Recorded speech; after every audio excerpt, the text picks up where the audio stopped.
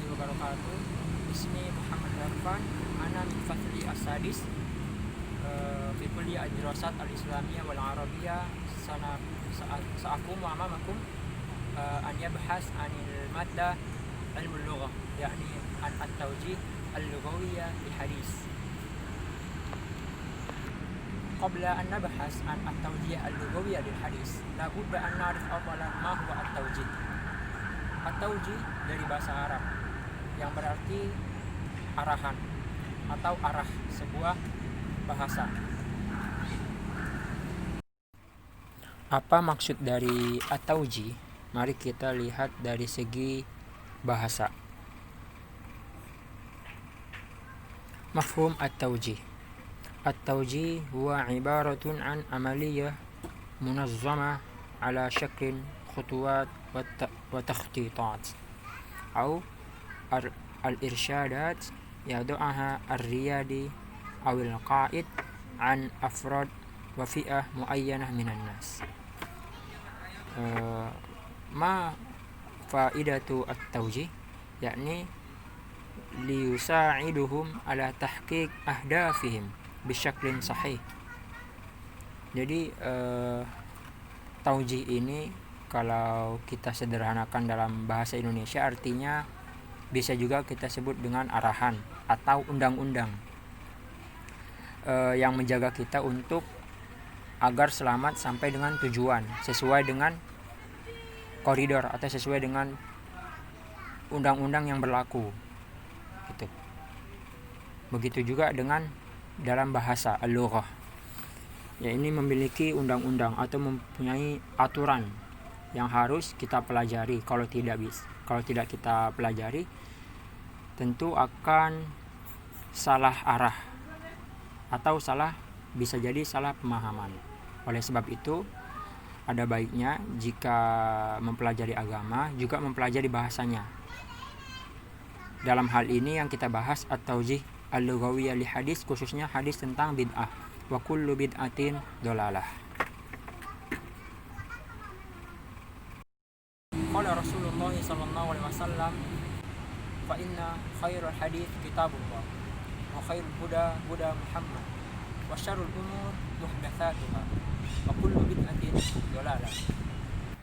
Kana Rasulullah sallallahu alaihi wasallam idza khatabah ihmarat 'ainahu وعلى صوته واشتد غضبه حتى كأنه منذر جيش يقول صبحكم ومساكم ويقول بعثت أنا والساعة كهاتين ويقرن بين إصبعيه السبابة والوسطى ويقول أما بعد فإن خير الحديث كتاب الله وخير الهدى هدى محمد وشر الأمور محدثاتها وكل بدعة ضلالة ثم يقول أنا أولى بكل مؤمن من نفسه من ترك مالا فأهله ومن ترك دينا أو ضياعا فإلي وعلي.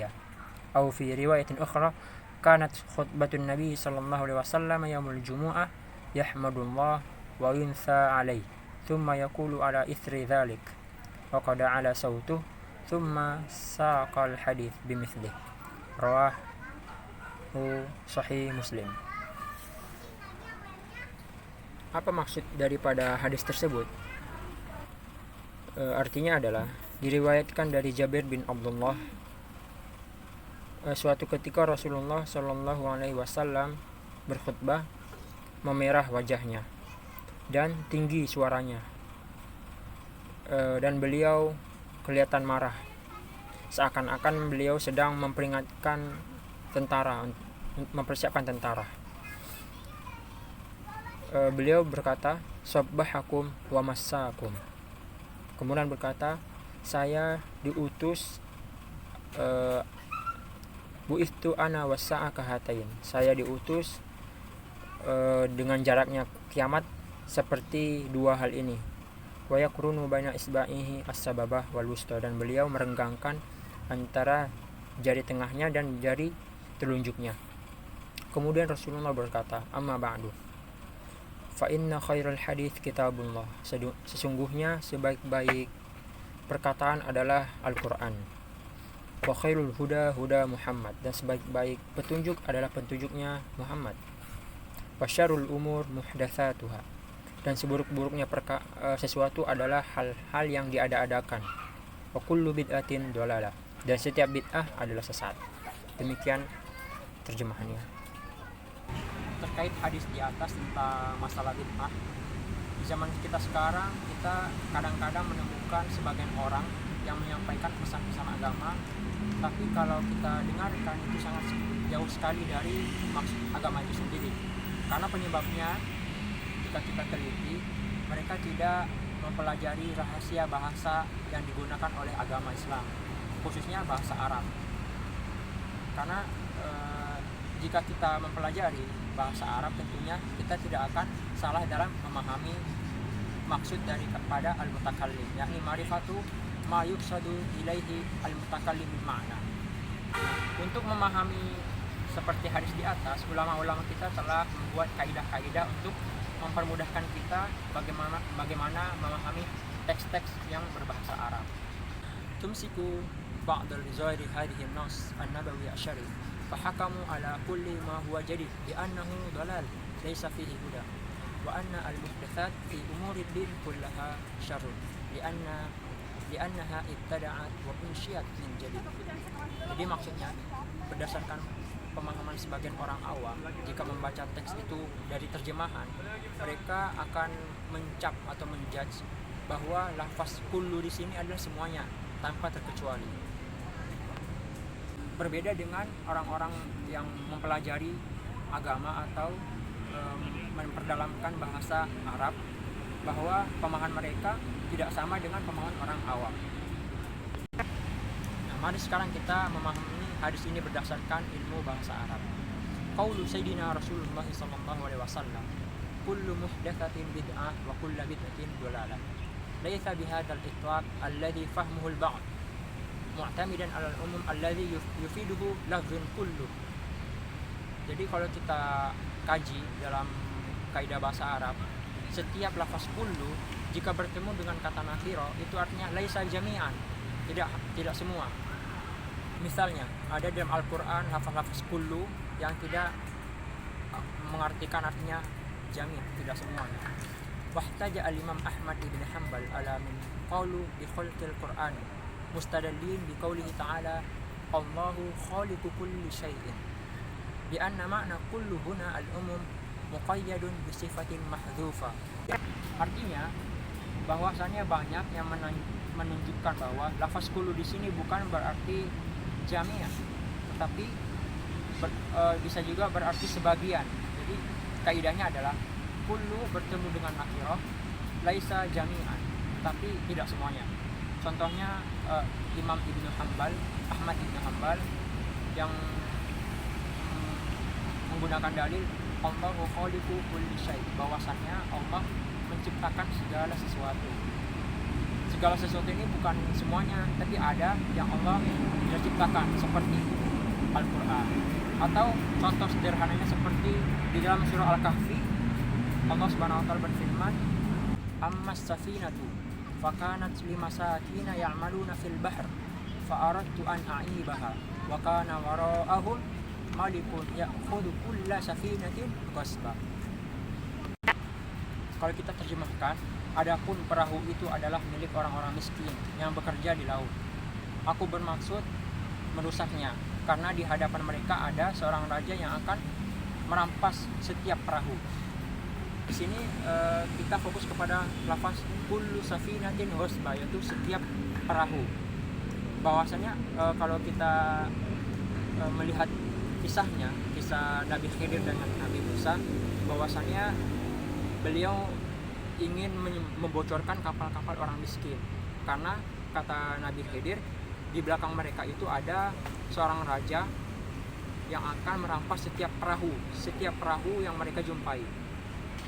Nah, kalau kita lihat lafaz kullu, maka kalau misalkan raja ini menemui kapal orang miskin yang sudah dibocori oleh Nabi Khidir, tentu diambil, tapi rupanya tidak. Nah, berarti di sini berarti lafaz kullu tidak berarti semua, laisa bijami. Jadi di sini kita bisa mengambil makna bahwasannya kullu bid'atin dolalah, setiap bid'ah itu adalah sesat. Jadi bukan semua bid'ah, tapi bid'ah yang mana dulu. Nah, jadi dari pemahaman di sini kita bisa menyimpulkan bahwasannya setiap bid'ah itu sesat, memang benar. Satu. Iya. Dari pemahaman ini kita bisa mempelajari bahwa kullu bid'atin dolalah, setiap bid'ah itu adalah sesat. Tidak semuanya, tetapi ada bid'ah yang tidak sesat. Sebagaimana yang diriwayatkan oleh Sayyidina Umar bahwasannya sebaik-baik bid'ah adalah ini gitu. Jadi ada bid'ah hasanah, ada bid'ah sayyi'ah. Idzan ma huwa an-natijatu alladhi sana'khudhu min hadhihi al-bahs? هناك في الكتاب هناك يسمى ثمرة التحليل اللغوي للحديث. هناك 9 نتائج من هذا البحث، يعني من موضوع التوجيه اللغوي لحديث كل بدعة ضلالة. أولا، ليس كل ما جاء عاما من كلام العرب يراد به عمومه، حيث إنه قد يكون مخصوصا بكلام آخر يدل عليه السياق. Maksudnya jadi tidak semua apa yang lafaz-lafaz kullu itu artinya aman, secara umum itu tidak artinya keseluruhan, tetapi ada kondisi-kondisi tertentu yang mengartikan kullu itu tidak semuanya. Tsumma tsaniyan umum kullu fi kulli mawdi' bihasbuh wa yu'rafu dzalika bil qara'in. Kita bisa mengetahuinya dari dalil-dalil yang lain. Jadi jika kita mendapatkan satu ayat atau satu dalil, siogianya kita tidak berpegang pada satu dalil tersebut, tetapi semestinya kita mencari dalil-dalil yang lain yang berkaitan. Tsumma tsalitsan al-qarinatu allati takhraju lafdh kullu fil hadits syarif an umumihi hiya wurud riwayat ukhra taqayyadu bid'ah bisifatin la tarudi Allah wa rasuluh. Nah, ini contohnya. Kalau kita melihat hadis yang sejenisnya tentang bid'ah, ada banyak sekali hadis yang menjelaskan maksud bid'ah itu seperti apa. Contohnya ada salah satu hadis yang mengatakan bahwa yang dimaksud dengan bid'ah adalah sesuatu yang tidak diridhoi oleh Allah dan Rasulnya. Contoh nyatanya seperti Yasin. Mungkin ada sebagian yang tidak boleh membacakan Yasin, tetapi sebagian ulama juga memperbolehkan dengan alasan bahwa membaca Yasin merupakan diridhoi oleh Allah Subhanahu wa taala, tidak ada yang salah. Gitu. Amma ar-rabi'ah yuhdhafu al-arabi as-sifa ahyanan liwujud dalil 'alaiha. Tsumma khamisan fi qauli sayyidina Rasulillah sallallahu alaihi wasallam kullu bid'atin dalalah sifatin mahdhufa taqdiruha kullu bid'atin la asli laha fi syar'i aw kullu bid'atin sayyi'ah aw kullu bid'atin la yardaha Allah wa rasuluh. Hadha insyaallah sahl jiddan. Thumma as-sadis laysa kullu ma huwa jadid madhmuman bal yanbaghi an yu'radu.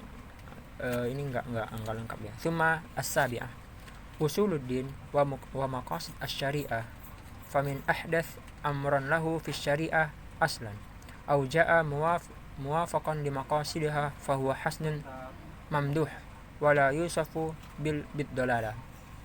Kalau kita terjemahkan maqasid asy-syari'ah, mungkin langsung saja ke الثامنة لم يخطأ شرح الحديث كالإمام النووي في تقسيم البدعة إلى أنواع منها المحمود ومنها المذموم، بل إن كلامه رحمه الله تعالى يدل على فهم اللغة النص النبي الشريف. ثم الأخيرا إن التجديد في أمر الدين والدنيا بما لا يخالف الدين محمود. Jadi segala sesuatu yang bersifat baru atau secara bahasa modernnya adalah inovasi dalam urusan atau cara-cara yang baru, jika tidak menyalahi